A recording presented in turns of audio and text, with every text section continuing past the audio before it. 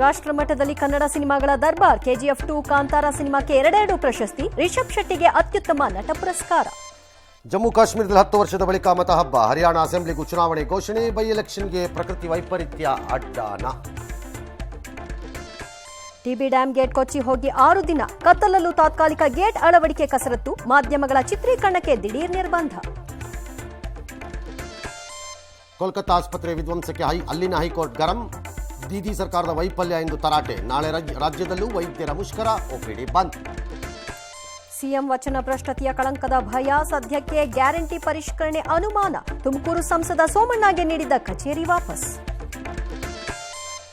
ಪಶ್ಚಿಮ ಘಟ್ಟದಲ್ಲಿ ಭೂಪರಿವರ್ತನೆಗೆ ಬ್ರೇಕ್. ಸಕಲೇಶಪುರ ಬಳಿ ಮತ್ತೆ ಹಳಿ ಮೇಲೆ ಗುಡ್ಡ ಕುಸಿತ.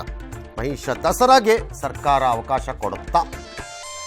ಎಸ್ಬಿಐ ಪಿಎನ್ಬಿ ಜೊತೆಗೆ ವ್ಯವಹಾರ ಬಂದ್. ಆದೇಶ ವಾಪಸ್. ದರ್ಶನ್ಗೆ ಡಿಎನ್ಎ ರಿಪೋರ್ಟ್ ಸಂಕಷ್ಟ. ಮಂಡ್ಯದಲ್ಲಿ ಭ್ರೂಣ ಹತ್ಯೆ ದಂಧೆ ನಿರಂತರ.